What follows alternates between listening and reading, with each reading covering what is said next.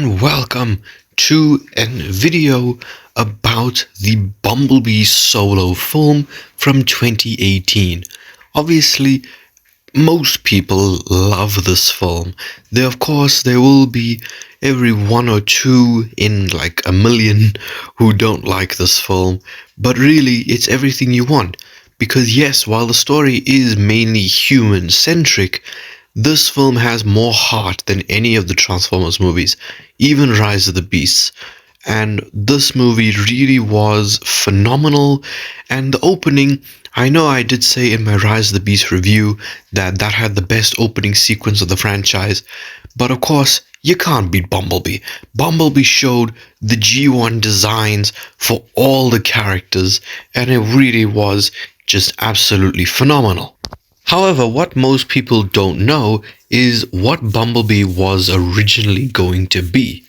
Now, of course, the film we ended up with, we did have technically three Decepticons. We had Blitzwing in the beginning, and then, of course, the two main villains, Shatter and Dropkick. However, things were going to be very different. The main villain, in fact, was going to be, and this is going to be exciting if you didn't know this, the main villain was going to be Barricade. Now, this would have been so cool. Obviously, Shatter and Dropkick were great villains, but to have Barricade be the villain, I thought would have been phenomenal. Obviously, because he is Bumblebee's technically original nemesis. I know Blitzwing is the one who took his voice, but come on, I think one of the first Decepticons he fought on Earth was Barricade. So Barricade was going to be the main villain. However, the timeline was also going to be a bit different because I'm uncertain as to whether it would have been flashbacks or whether the movie would have been set in this time, but there would have been some World War II scenes.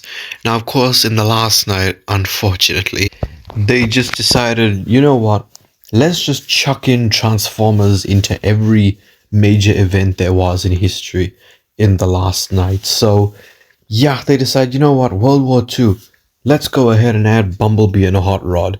So, yeah, we were going to see Bumblebee, more of Bumblebee in World War II. And not only that, we were going to get more of Hot Rod. Now, I'm uncertain as to whether it would have just been a cameo or whether it would have been, a couple scenes. But personally, I think it would have been really cool to see more Hot Rod because, of course, he was a very significant character in the 86 film. Obviously, becoming Rodimus Prime with the Matrix of Leadership and being the one to defeat not only Galvatron but Unicron as well. So far for this original Bumblebee movie, we know that Barricade was going to be the villain, there were going to be more World War II scenes, we were going to get more Hot Rod.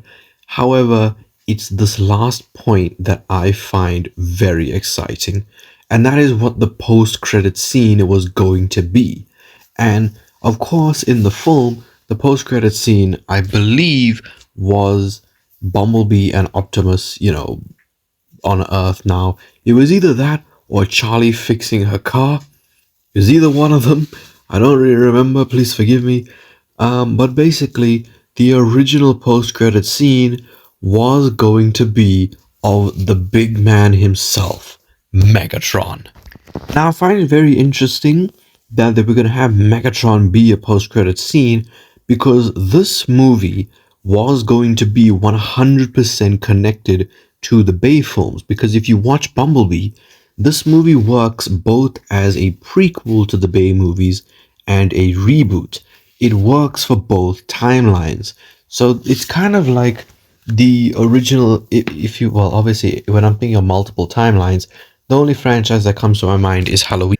Halloween has like 5 different timelines, but they all stem from the original. Of course, there's the Halloween 2 timeline with H2O, but there's also the Halloween 6 timeline. I don't know why I picked Halloween 6 specifically, but the Cult of Thorn timeline, which also stems from Halloween 2.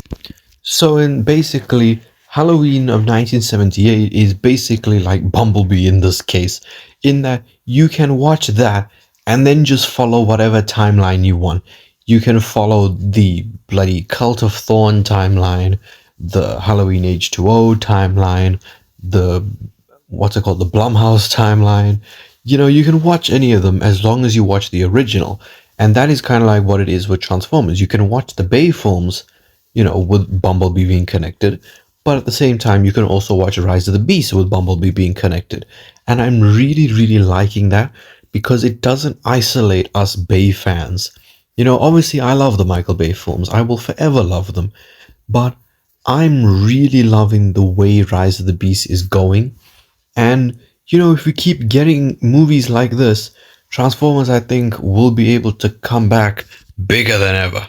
Now, the reason why I'm mentioning this is because what the post-credit scene of Megatron would have been, I can only assume it would have been of him, you know, flying through space and then crashing onto Earth and freezing, and then maybe had like a quote-unquote Archibald with Wiki find him.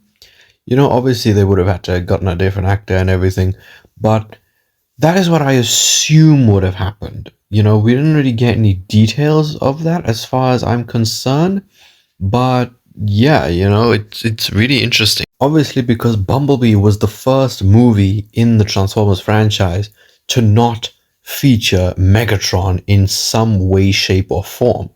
And of course, Rise of the Beast has now followed this. And I'm not gonna get into it, you know, into this in this video, but I really don't like, that's the one of the things I didn't like about Rise of the Beast is that it keeps giving you the idea that it could be a prequel when really it can't be. It doesn't make any sense. But anyway, that was basically the Bumblebee movie that we never got to see, unfortunately. But really, that's completely fine because the film we ended up with was absolutely amazing. And yeah, if you did enjoy this video, leave a like, subscribe, and goodbye.